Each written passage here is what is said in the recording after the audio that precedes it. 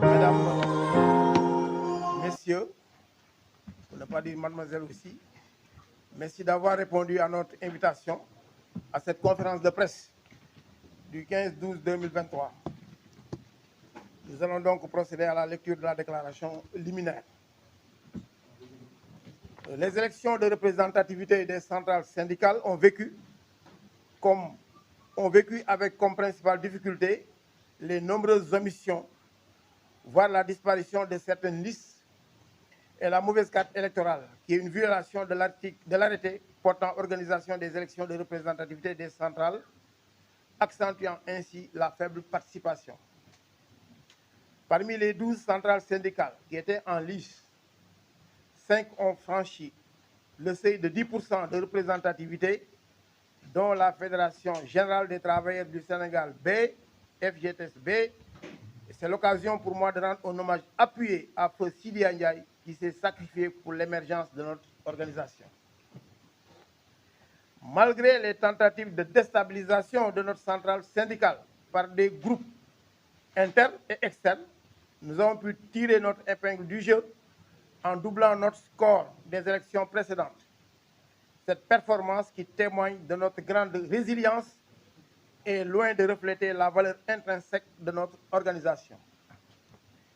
En effet, à cause des basses manœuvres orchestrées par certains responsables qui se réclament de la FGTSB, nous avons perdu des milliers de voix. 10 collectivités territoriales à Rufisque, 20 à Bignona, dont le conseil départemental n'ont pas pu voter, ce qui donne une idée du préjudice subi. Vous noterez au passage que ces hors-la-loi ont affirmé Urbi et Orbi détenir des comptes et le patrimoine de la centrale, nous privant ainsi de ressources pour mener une campagne correcte. Nous leur disons en passant que le moment venu, ils devront justifier l'opportunité et la légitimité de toutes les dépenses effectuées. N'eût été l'engagement et la volonté des camarades qui ont sué sang et eau après s'être saignés à blanc, on n'aurait pas pu sillonner tout le pays et mobiliser les camarades autour de notre objectif, qui est de réaliser le rêve de Feu Sidi Ndiaye, à savoir figurer parmi les centrales les plus représentatives. C'est le lieu de saluer ici la détermination et l'engagement des organisations affiliées qui ont fait preuve d'ingéniosité et d'abnégation au point de réaliser de grandes prouesses avec si peu de moyens à disposition. Mention spéciale à la CNTS centrale alliée dirigée par Pape Mamadou Kane, qui a renoncé à sa candidature pour nous soutenir. Pour ce qui est de l'organisation du scrutin, l'administration territoriale a failli dans plusieurs localités du pays, notamment en ce qui concerne la polarisation, ce qui a engendré des situations tout simplement impossibles, où l'électeur doit parfois parcourir plusieurs kilomètres pour aller voter. Dans certains endroits, plusieurs milliers d'électeurs sont regroupés dans un ou deux bureaux de vote. Mais le plus ubesque,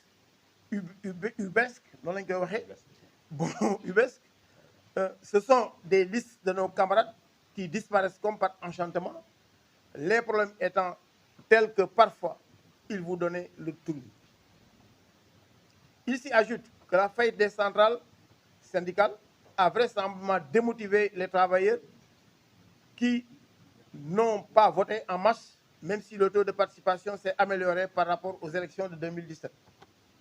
Nous pouvons donc affirmer que plus que tout, nous devons notre percée fulgurante et notre victoire éclatante à la clarté et à la pertinence de notre discours qui prône la troisième voie et la centralité du travailleur, porté par des hommes et des femmes dont la détermination n'a d'égal que leur militantisme sans faille. Nous remercions tous les militants et sympathisants qui nous ont donné leur voix et leur assurons d'en faire bon usage. Nous vous remercions et nous remercions tous les camarades qui ont siégé parfois dans des conditions difficiles. Vive la FGTSB, vive la CNTS, unis, nous vaincrons encore. Pour le bureau confédéral, Balo Diacha. Merci. Voilà, donc merci, camarade secrétaire national.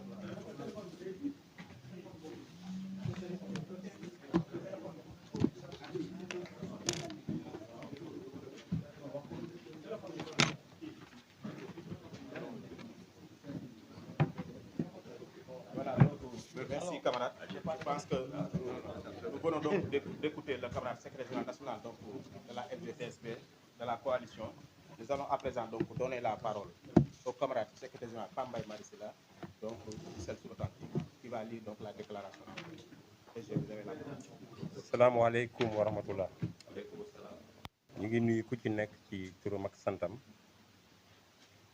ci turu Mballo Dia Thiam di jiite fédération générale des travailleurs du Sénégal ak ci turu suñu allié Pape Amadou Kane. Élection yi muy élection de représentativité centrale syndicale jàll na ci jàmm wante ku nekk xam na ni am na ay jafe-jafe yu tar yu ci am jafe-jafe bi ci njëkk mooy dañu constaté que ni gis ni nemmeeku ni am na ay travailleurs yu bëri yu waroon a voté te seen tur nekkul ci liste yi ñaareelu jafe-jafe bi mooy am nañu sax ay liste yoo xamante ni dafa réer kenn gisu ko ba tax travailleurs yooyu également nekk ci ay entreprise jotuñoo def li ñu tuddee vote bi nga xam ni moom lañ doon séntu ci ñoom wante li ci gën a doy waar tamit mooy carte électorale bi mooy bureau de vote yi fi ñu ko samp dafa sori liggéeykat yi te loolu dafa nekk jalgati bu am violation ci arrêté bi nga xam ni moom moo organisé élection de représentativité des centrales syndicales ndax arrêté bi dafa wax ni fépp fu am téeméeri travailleur téeméeri liggéeykat dañ fa war a samp bureau de vote su fekkente ni ëpp na téeméer dañ faa war a def centre de vote mu mel ni liñ ci jublu woon mooy bureau de vote yi jigee liggéeykat yi ndax jour liggéey la doon jour férié ba nga xamante ni dinañu mën a sànni seen carte delluwaat ci seen lieu de travail wante loolu gis nañu ni préfet yi ci wàllu woowu moom dañ faa lajje fukki centrale syndicale ak ñaar ñoo doon jongante ci biir fukki centrale ak ñaar yi juróom ñoo ciy génn ci juróom yooyu dañuy sant yàlla bu baax a baax fédération générale des travailleurs du Sénégal B ci lay bokk te loolu dafa nekkoon mbébétu Sidya Ndiaye bi nga xam ni ci ñi ko sos ci la bokkoon ñu ngi koy ñaanal yàlla fi mu tëdd yàlla na ay yaxam sedd yàlla na ko yàlla xare àjjana firdawsi suñu organisation syndicale bi nag dafa bari ay noon ci biir noon ci biti am na ñu bëri ñoo xam ni jéem nañoo galgal centrale bi pour mu bañ a génn ci élection yi nga xamante ni ci la ñu jublu woon nga xam ni képp ku am ci téeméeri baat fukk gën ngaa néew da ngaa war a jàll dañu lay wooye centrale syndicale bu am mbooloo galgal yi nag yi ci gën a doy waar mooy ci suñu biir nga xam ni dafa am ay nit yoo xam ni mën nañu leen a méngale sax ak ay sambabooy ñuy woote seen bopp ni dañoo bokk ci kuréel gi nga xam ni ñun ñëpp ñoo ko moom muy fédération générale des travailleurs du Sénégal yor seen téléphone dugg ci biir Sénégal également def ay mission di yàq xelu liggéeykat yi pour ñu bañ a voteel fédération générale des travailleurs du Sénégal loolu tax na ba boo demee fu mel ni Tëngéej amoon nañ fa lu toll ci 10 collectivités territoriales vote bi ñu doon séntu ci ñoom amuñu ko fa boo demee également fu mel ni Bignona am na fa lu toll ci ñaar fukki collectivité boo ci boolee conseil départemental bi foofu également li ñu doon séntu amuñu ko lu tax parce que comme ni ma ko waxee léegi dañoo yàq xelu liggéeykat yooyu ba nga xam ni baat yi ñu waroon a sànni lañu ko loolu day wane firnde la bu leer buy wane ni yàqu-yàqu bi moom am na li ñu ci yokk également mooy boo xoolee également suñu compte bi nga xam ni ñun ñoo ko moom fédération générale des travailleurs du Sénégal laaluñu ko campagne wuñ ko ñooñu may tudd léegi dañ cee teg loxo wala boog dañ ciy jéem a teg loxo mook alal ji nga xamante ni fédération générale des travailleurs du Sénégal ñoo ko moom ñooñu nag dañ leen di yëgal ni leen bu ñu jógee ci conférence de presse bi incha allahu rabbi fii ak suba mbiru compte bi ak mbiru alal bi nga xamante ni fédération générale des travailleurs du Sénégal ñoo ko moom bee danañ ko lijjanti compte yi moom incha allah ku ko laal danañ la jaarale ci yoon alal jooju ku ci teg loxo salfaañe ko danañ la jaarale également ci yoon loolu moom dama bëgg mu leer ba ñoom ñëpp ñi nga xam ne ñu ngi ñuy déglu ñu xam loolu liñ ci yokkaat également ci liggéey bi mooy li ñu permettre ñu def campagne électorale mooy pas-pas bi nga xamante ni suñu militants yi suñu alliés yi suñu partenaires yi suñu sympathisants yi am nañ ko nga xam ni dañoo mujjee cotiser ku ci nekk teg ci taabal ji xaalis ak muy ay moyens yu xaw a néew wante quand même permettre nañu ñu def fukki région ak ñeent yi nga xamante ni Sénégal yëpp moom la compté loolu moo ñu may li ñu am li gën a salfaat jafe liggéey bi mooy dafay amoon ñeenti centrale syndicale yi fi nekk depuis lu mat fukki at ni fi déj comme guy liggéey lu ñu dara travailleurs yi liggéeykat yi indi lu ñu dara également askanu Sénégal moom lañu doon wax naan ñeenti centrale syndicale yooyu ci juróomi at fukki at yi ñu fi def amuñu fi benn plan d'action bu ñu fi indi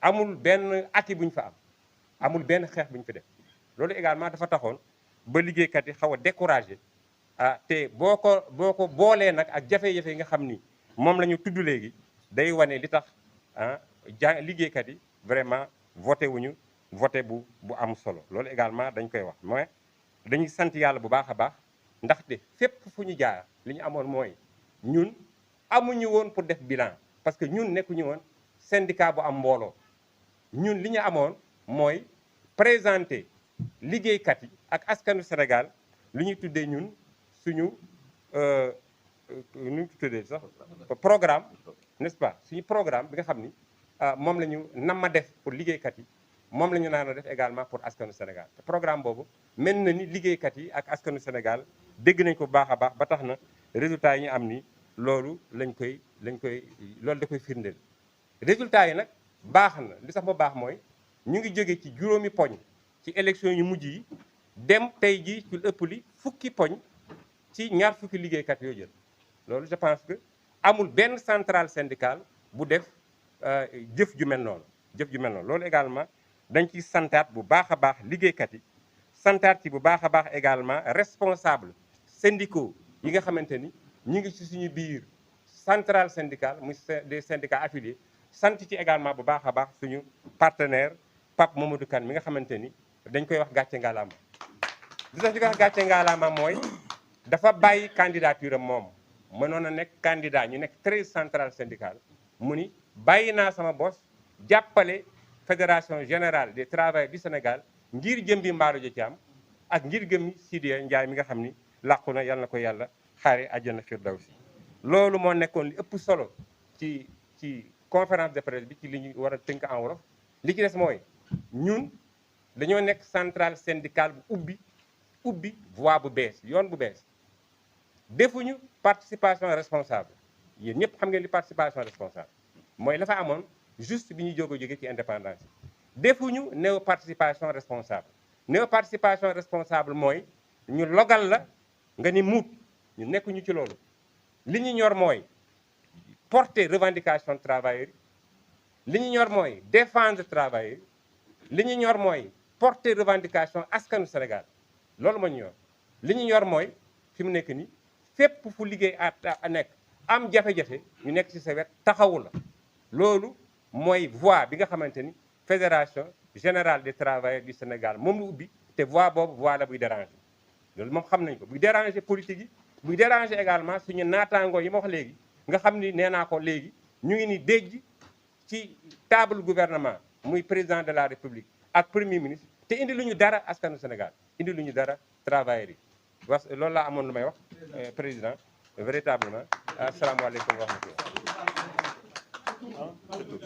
bon sama tour mooy Pape Mbaye Marie Sylla maay c'est vrai secrétaire général national bu Self Authentique wante dama nekk kenn ci ñi topp ci Mballo Dia Thiam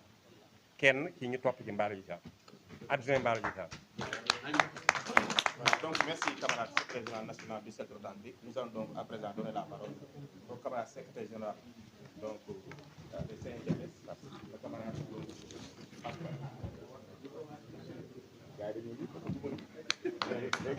léegi lan laay wax.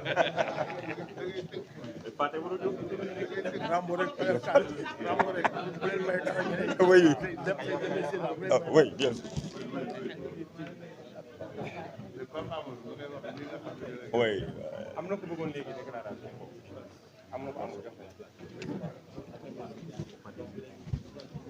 Voilà, je m'appelle Pape Mamadou Kane, je suis le secrétaire général de la Confédération nationale des travailleurs libres du Sénégal, membre de la coalition FGTSB, dirigée par son Excellence M. Mbalo Diocham, présent.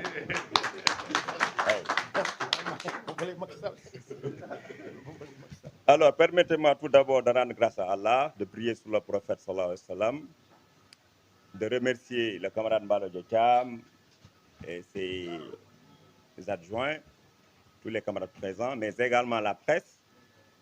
Je remercie aussi tous les travailleurs de la FGTSB, de la CNTLS et tous les travailleurs sénégalais.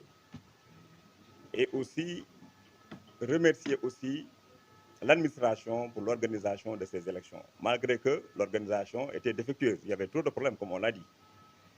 Mais je considère que l'élection a eu lieu à date échue. Ce que nous déplorons, l'élection s'est passée à un jour où les travailleurs étaient au job, tout le monde était au travail. L'élection aussi a coïncidé avec le procès d'un Sénégalais, ce qui a créé beaucoup de dysfonctionnements dans l'organisation. Ça, il faut le dénoncer avec la dernière énergie, ce qui n'est pas acceptable.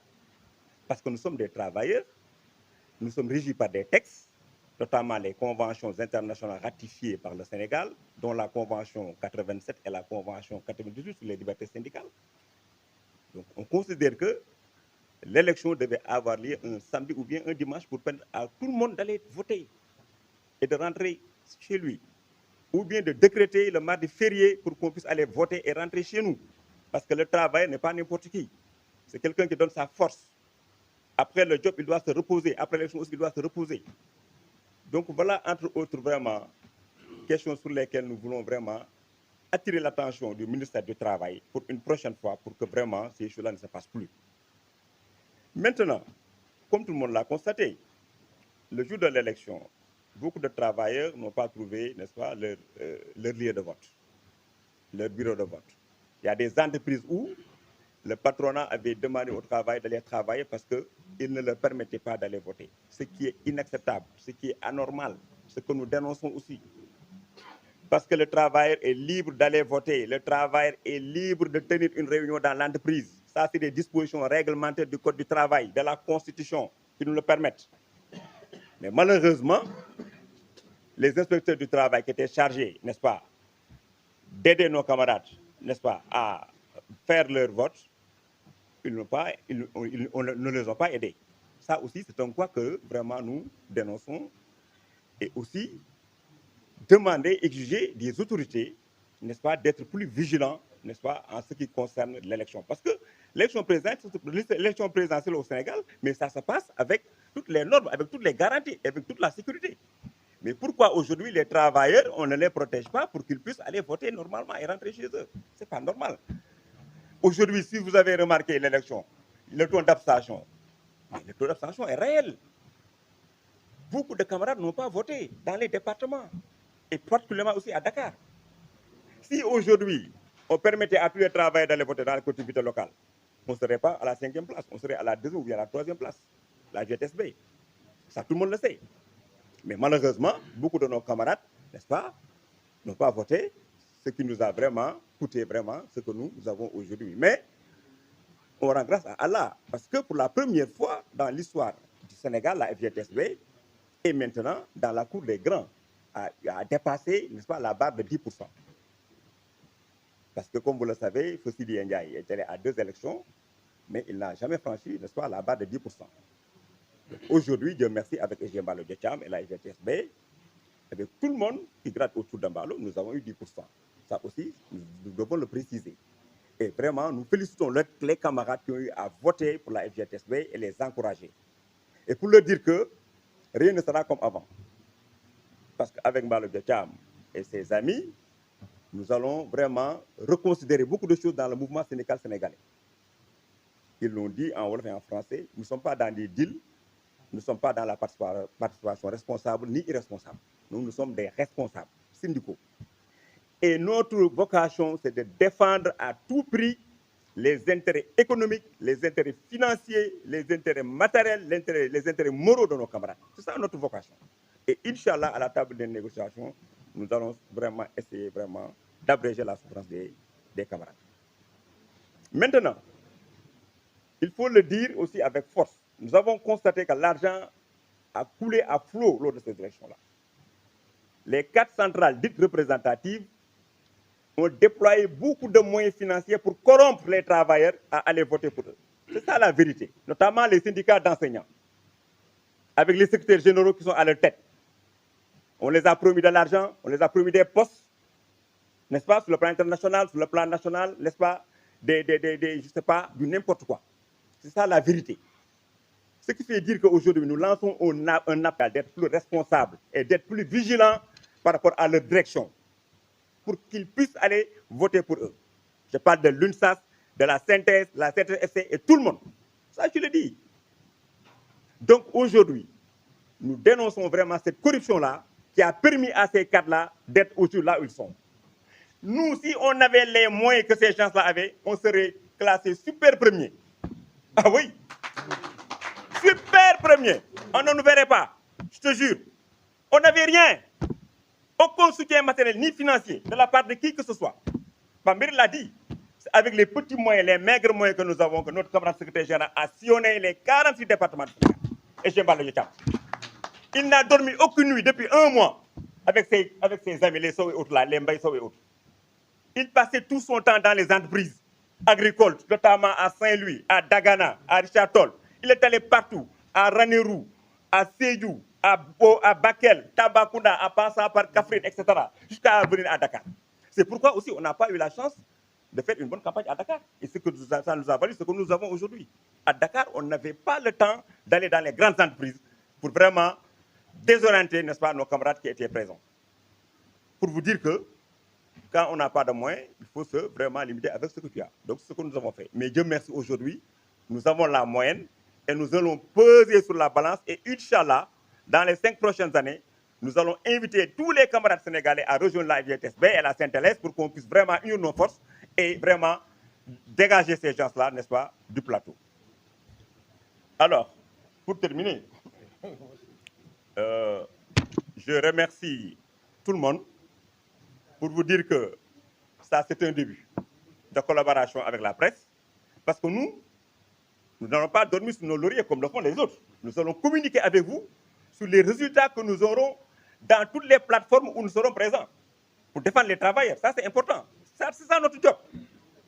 Mais vraiment, vouloir rester ici pendant 5 ans et attendre à 1 mois des élections, mobiliser des moyens, faire des affiches, avoir des t-shirts, des casquettes pour aller vers les travaux pour les corrompre, ça, c'est pas vraiment dans la FGTSB. Ça, c'est pas Malo Djam. Ça, c'est pas Mamadou Kane, c'est pas Mbedi, c'est pas nous. Donc, nous considérons que l'heure est grave. Nous sommes à la croisée des chemins. Nous lançons un appel à tous les travailleurs de rejoindre le camp, n'est-ce pas, dans la FGTSB, le camp de la vérité, le camp des défenseurs des travailleurs, pour qu'on puisse vraiment aller en avant. Je vous remercie.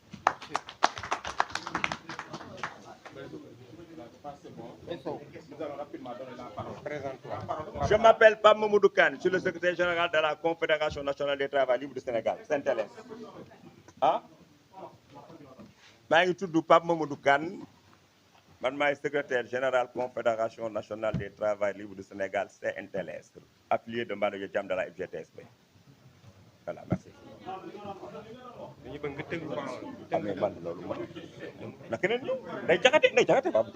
Non, non, non, non, non, non, non.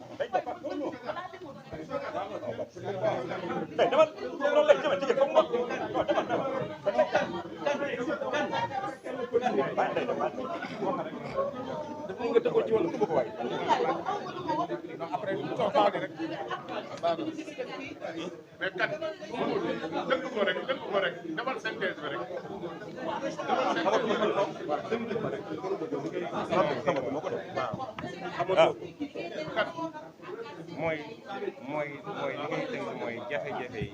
jour ouvrable bi ñu coïncider. waaw loolu ngay commencé. Voilà, donc waaw comme élection yi bon vraiment sant nañu yàlla bi ñu yàlla may ñu fekk ko ci jàmm ba def ko ci jàmm. li ñu déploré mooy élection yi dañu ko def bés boo xam ni dafa taseeg bés boo xam ni nit ñi dañoo liggéey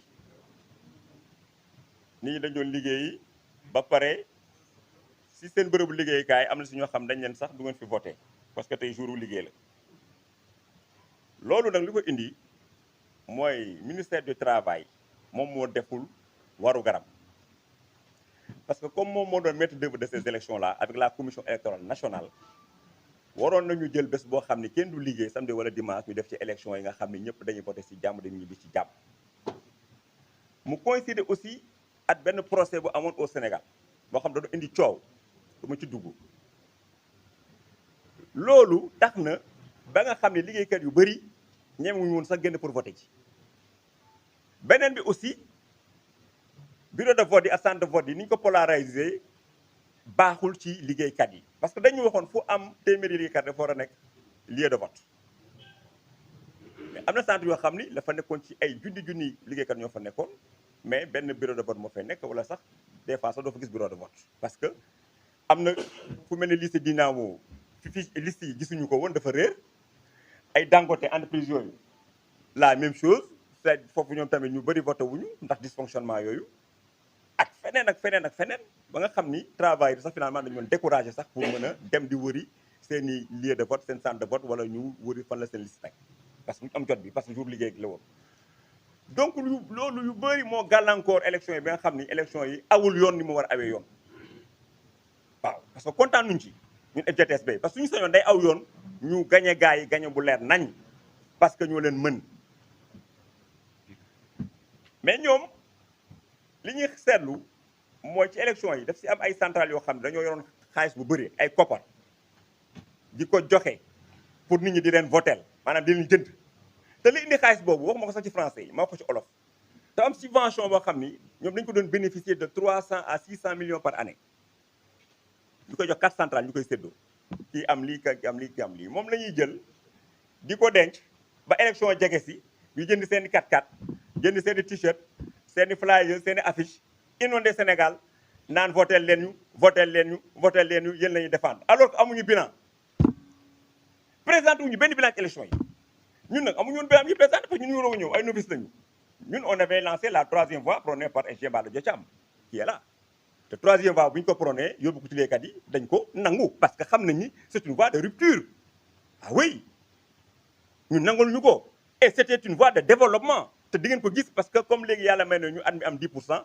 di ngeen xool ni ñun suñu vision at ñii seen vision bokkul ñun suñu vision fu ñu ko teg fu wóor la mooy la centralité du travailleur liggéeykat bi ñun mooy tax ñu jug lépp luy def moom moo tax ñu koy def parce que liggéeykat bi dafa war a lekk bu baax war a naan dafa war a faju dafa war a transporter wu dafa war a am sécurité au travail yooyu c'est des dispositions internationales yoo xam ni ratifié nañ ko mais ñi leen fi toogal duñ ko def duñ leen capacité ci xaalis bi ñu leen joxoon duñ ci def ay réunion pour ñoom duñ leen former ci loolu lu ñëw rek ñu lekk ko liggéeykat yi sax xamuñu sax ni seen centrale dañuy jot subvention de 600 millions yëgu xamuñu ko sax ñu leen ko doon yëgal SG Bara Thiam moo tax mu jël son bâton de pèlerin daa di wër département Sénégal yëpp bàyyiwul fenn malgré que amul benn moyen Pape Mbiri wax na ko léegi li ñu yore as tuut la mais mu dëkk fitam am jomam at fulaam ak fayda moom ñoom Mbaye Sow ñoom ñëpp ñu dugg ci àll bi ak ñoom Grand Diop ñoom ñi ñëpp dugg ci àll bi pendant 1 mois lekkuñu naanuñu tëdduñu hôtel fenn la ñu nekk lu dul nekk ci travailleurs yi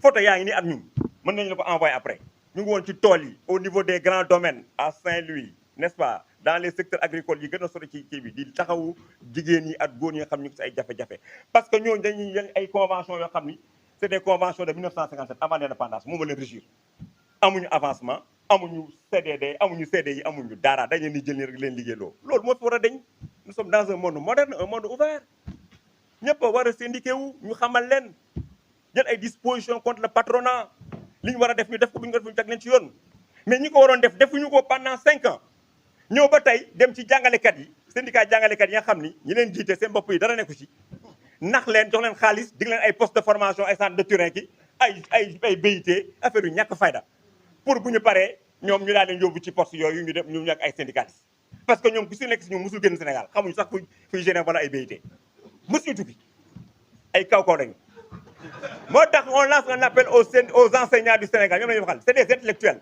nañu gën a ubbeeku lire le mouvement syndical lire le code du travail lire les conventions internationales jaru loolu yomb naa lire ñu xam lan mooy droit liggéeykat bi lan la war a xam lan mooy njariñam mais topp ay nit yoo xam ni dañ lay nax chaque jour teg ci plateau te lay di saaga di wax ay dem leen grève def leen lii alors que xamuñu absolument rien loolu moo fiy jeex tey moo tax la troisième voie prônée par SG Mballo Dia Thiam ñun ak ñoom Bambey Sylla ñun ñëpp ñu ngi ci loolu te incha allah communication bi ñun ak yéen dafay gën a yokk parce que comme léegi yàlla may na ñu am 10% dañuy ñëw vers vous di leen wax lépp loo xam ne def nañ ko ñu acté ko jox leen ko ngeen gaar kee publier ñu xam ne ñun ñu ngi ci le camp des travailleurs je vous remercie.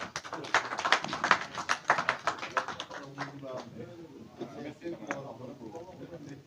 allons introduire donc le chargé des élections au niveau donc du ministère du Travail, le camarade Mbaye Sow. Bravo. Merci.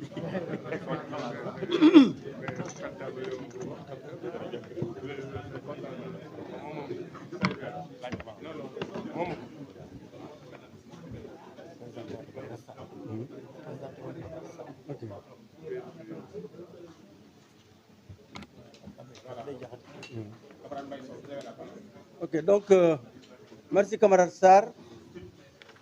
Puisque le protocole me l'impose, je vais prendre la parole. Mais il me semble que l'essentiel a été déjà dit. Peut-être que je vais commencer par rendre hommage au ministère du Travail quand même, qu'il faut le dire, s'est évertué à organiser de bonnes élections. Pratiquement pendant tout le processus, on était sur la bonne voie, mais malheureusement, le travail a été gâché par, il faut le dire, pour le déplorer également, par l'administration territoriale, ou sinon par certains préfets de l'administration territoriale. La polarisation, on l'a dit, on l'a décriée, elle a vraiment été une tare dans ces élections-là, et ce qui a fait que beaucoup de nos camarades n'ont pas pu voter. L'exemple que je peux donner, sur lequel, qui a déjà été cité, c'est celui de, disons, de Dangote. Dangote, les camarades Dangote ont été bien inscrits, visibles sur la liste et sur la plateforme, mais le jour des élections, comme par miracle, ou comme par enchantement, leur liste avait disparu. Oui, il a fallu faire des mains et des pieds pour voir le préfet et le secrétaire du travail de Thiès se rejeter la balle. C'est au dernier moment, à 17 h, que le directeur du travail a pu décanter la situation pour dire que les électeurs de Dangote pouvaient finalement voter à l'école élémentaire 1 de Pout. Il était déjà 17 h. Les camarades ouvriers qui ont travaillé toute la journée n'ont pas pu aller voter. Malheureusement, c'est un nombre de voix important que nous avons perdu. Donc, c'est ce qui s'est passé. À un moment donné, nous avons même pensé quelque part qu'il y avait une main invisible qui était en train de nous mettre des bâtons dans les roues, tellement les difficultés étaient énormes. On l'a dit, pratiquement les coups venaient de tous côtés, du dehors comme du dedans, mais Yalla Bahna, nous en sommes sortis et nous en sommes sortis vraiment victorieux et grandis. À part cela, peut-être ce qu'il faut également déplorer dans l'organisation, mis à part la polarisation, c'est peut-être le faible taux de participation qui a été expliqué. Parce qu'il faut le dire également, le ministère a fait des efforts pour relever les défis. Mais malheureusement, les travailleurs ont été démobilisés, comme on l'a dit, par ce qu'ils ont vécu pendant 10 longues années, par l'inertie des centrales syndicales qui étaient là et qui n'ont participé à aucun des combats qui ont été menés par les travailleurs dans leur secteur de base. Mais comme on l'a dit, et pour ne pas être trop long en attendant des questions précises pour y apporter des réponses, nous lançons un appel aux travailleurs comme les camarades l'ont fait, pour leur dire que ce n'est pas parce que nos devanciers ont échoué que nous allons suivre ce chemin-là. Ce n'est pas parce que les centrales qui étaient là n'ont pas fait le job que nous n'allons pas le faire. Nous leur avons donné notre parole dans la prochaine fois, pendant toute la tournée que nous avons effectuée sur l'ensemble du territoire. C'est un engagement que nous prenons également solennellement devant les travailleurs et devant le peuple sénégalais, que la troisième voie sera une nouvelle voie que nous allons tracer au profit des travailleurs d'abord et ensuite, d'une manière générale, au profit de toute la population sénégalaise. Je vous remercie. Voilà, donc merci camarade. Donc, li may tënk rek mooy daanaka li ñu doon war a wax yëpp ñi nga xam ne jiitu nañu wax nañ ko ba mu leer li ma ci yokk rek mooy wax dëgg yàlla mën nañu wax ne ministère def na li mu mën pour que élection yi jaar ci yoon góorgóorlu na ci lool pour élection jaar ci yoon bi mu tàmbalee ba fi mu yegg si fi ci sooxe dëgg-dëgg mooy fi nga xam ne moom mooy préfet yi bi doon def polarisation yi loolu nag xëy na dañ xam li ko waral mais en tout cas polarisation yi préfet yi ñu si bëri boog respecté wuñu loolu ba tax na liggéeykat yi dañoo jógee fu sori pour mën a voter ñenn ñi sax dañuy tayal ba duñu dem beneen bi mooy liste yoo xam ne day jékki-jékki rek réer bi ma ci mën a wax nag bu leer di firnde mooy lu suñu liste bi nga xam ne Dangote dañ fa am ay mbooloo mu baree bari waroon a voter bés du toll ci juróom-ñetti téeméeri liggéeykat bi ñu demee ba ci bésu vote bi bu ñu leen laajee fu ñu toll ci mbir mi ndekete ñoom waxuñu sax problème bureau de vote te dañ ko waroon am ci biir entreprise bi mais dañu ne liste bi sax dafa réer il a fallu que ñu waxanteeg ñoom waxanteeg ministère wax ba sonn ci la ñu ne il faut ñu woo le directeur du travail parce que le préfet dafa bañoon ne du waa Dangote du ñu voté il a fallu que le ministère du travail woote pour que préfet ne ñu ay la yéen waa Dangote tey mën nañoo voté ji école élémentaire bu Pout donc mu mel ni liste bi xëy na dafa am fu ñu ko dencoon wala fu ñu ko làqoon mais bi mu koy wax boo fekkee ne 17 heures jot na liggéeykat yi nga xam ne dañu koy liggéey ba heure boobu tayal nañu ñibbi nañ seen kër mujj ñu voté muy perte bu rëy ci ñun ñi nga xam ne ñoom la ñu waroon a voté loolu nag bari na fu mu ñu dalee dafay dem ba mu jigee da ngay laajte sax ndax est-ce que amul koo xam ne que loxoom dafa nekk ci biir ngir faagaagal FGTSB bi ñu ne ba gëstu nag xam nañu lu bëri ne am na ñoo xam ne ñi seen pexe yëpp mooy FGTSB bañ a jàll waaye nag yàlla dogalul loolu yàlla dogal nañu jàll boobu ñu jàll nag li ñu ci waxoon ci profession de foi bi wax ko ginnaaw bi ñuy wër Sénégal yëpp pour waxtaan ak travailleurs yi dañ koy bamtuwaat fii tey wax leen ne li ñu waxoon dinañ ko respecté maanaam troisième voie bi nga xam ne moom la ñu fexel moom la ñu teg bu bees nga xam ne dañuy jël liggéeykat bi teg ko ci digg bi incha allah dinañ ci jublu ndax nag lu bari tax liggéeykat yi voté wuñu également bokk na ci centrale yi fi nekk bu yàgg ba tey dem ba liggéeykat yëpp seen yaakaar tas ci centrale yi wóolatuñu leen ba tax ñu nagam bañ a wote ji waaye da leen di wax rek ne ñooñu fi nekkoon c'est pas parce que defuñu liggéey bi rek que ñii di ñëw tey duñu def liggéey bi li ñuy wax daal mooy nañ ñu bàyyi xel te jugé ñu ci li nga xam ne moom la ñuy def ëllëg incha allah jël nañu engagement bi fii ci kanamu journaliste yi kanamu Sénégal ak kanamu liggéeykat yëpp dañ xamal ni ginnaaw tey jii tey nga xam ne suñu loxo ngi ci bool bi bu soobee yàlla li nga xam ne digg na ci ak ñoom dinañ ko def ba mu mat sëkk maanaam taxaw ci soxla askan bi taxaw ci soxla liggéeykat yi jërë ngeen jëf. Mbaye Sow, membre de la commission électorale nationale. Voilà, donc merci. Le camarade Mbaye Sow. Nous allons à présent donc procéder aux questions. Maintenant, pour rappel, nous avons donc le camarade Badara Sall qui dirige l'OPES, le syndicat donc des paysans. Okay. Nous avons aussi les camarades Ibrahima Fall de la section de Dakar, du centre atlantique. Il y a le camarade Mastop de Kaola, le camarade Ibrahima Kam du secrétaire national du centre atlantique. Nous avons aussi les camarades qui sont ici, donc Magat Gueye, Magat Diallo, pardon, de la section de Guédiouar, la présidente Aïta, donc de la secrétaire administrative. Nous avons donc les statisticiens qui sont là, donc le doyen Yahok, ensuite le doyen Sow, Omar Badara Sall, donc de l'OPES. Voilà, il y a le président d'honneur Abdou Fati. Pour rappel, il a fait une tournée aussi avec le camarade secrétaire national. Oui. Donc le camarade Abdou Fati, président d'honneur du centre authentique, qui a eu à faire donc une tournée avec le camarade Ibrahima Kambi. Nous avons donc le camarade Malik Gueye. Malik Gueye. Hein? Donc ensuite, voilà, le grand Malik. Et nous avons également la secrétaire générale Ndaye Diakhaté, voyez-vous. Donc, et le camarade Issa, ici présent, Issa Sall. Donc, nous avons travaillé en équipe. Maintenant, nous allons donc procéder donc vraiment aux questions des journalistes. Maintenant, le principe, vous déclarez votre identité et vous de presse. Voilà. léegi nag balaa ñoo def question d'accord dañoo bëggoon wax leen ni suba incha allah rabi dinañ jël kaamil si yàlla Sidia ci kër Maris à 9h te à 10h30 danañu dem parce que ñu ko denc Yoff cimetière Yoff yi ñu dem parce que ñaanal ko parce que li ci am solo moom moo ñu sasoon lii bay nañ ci suñu waar malgré coow yi fi am ak yëpp ba nañ suñu waar ba yàlla dimbali ñu yaakaar nañu ni bu ñu gisee wala bu ñu déggee dana tàlli tey fu mu tëdd yàlla na ko yàlla dolli yërmande donc suba daal bu ngeen ko mënee daal ñu ñëw ci kaamil bi fii si kër gi après ñu dem Yoff ñaanal ko. Voilà, maintenant, pour les questions. Donc, on donne maximum 2 questions par journaliste. Madame, vous avez la parole. Vous vous présentez d'abord et vous déclinez votre organe. Yéenay tontu ah. Voilà, vous avez... Yéenay tontu. Yéenay tontu. Vous répondez aux questions. Yéenay tontu. Non, c'est pas Gambi. Non,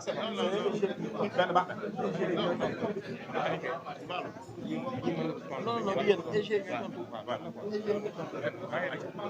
Allez-y, madame, c'est question. D'accord, c'est bon. Madame, allez, vous avez la parole. C'est comment?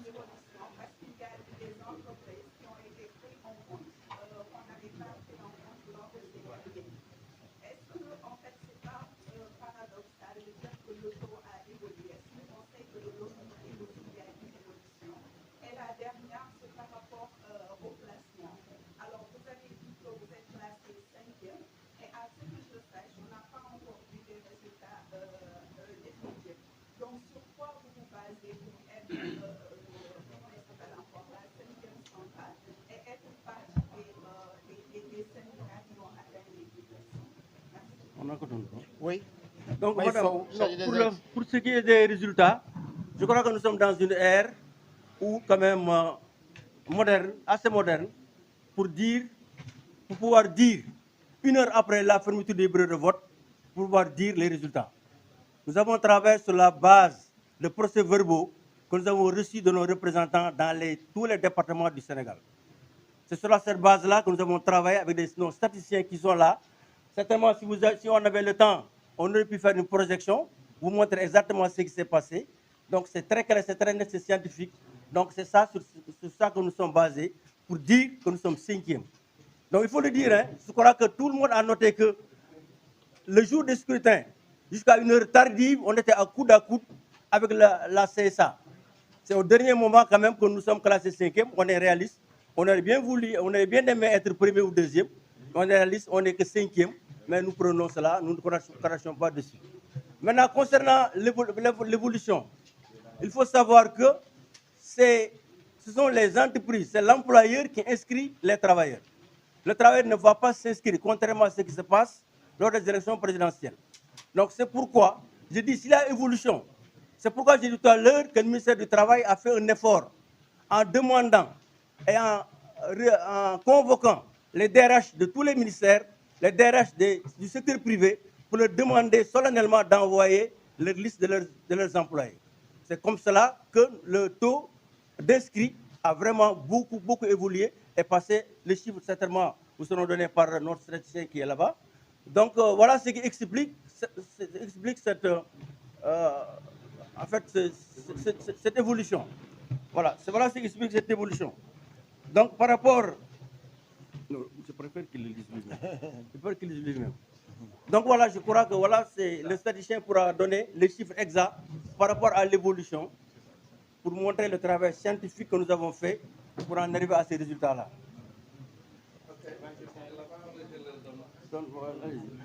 Allez-y, l'idée à vous. Ok, donc pour les bulletins nuls, le nombre d'inscrits c'était 298 000. Pour les bulletins nuls, nous avons comptabilisé 215 pour un taux de 0,11.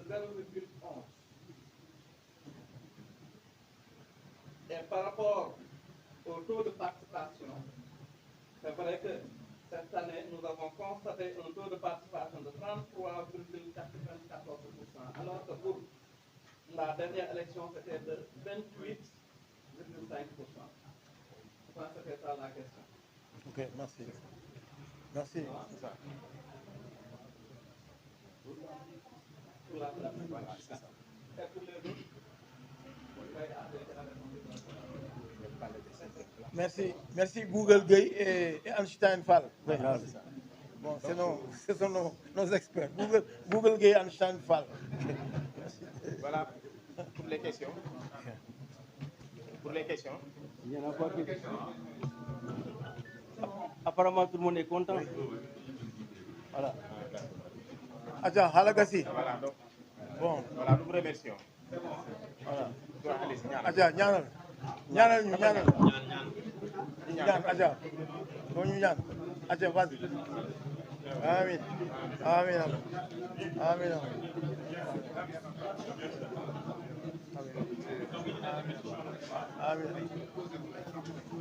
Amin. Amin. Amin. Amin.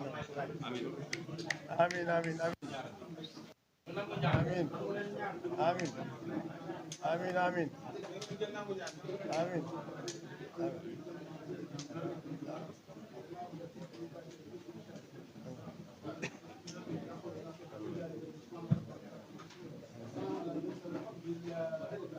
Amin. Alors, Merci. Merci à tous. merci mon cher. Félicitations. Merci.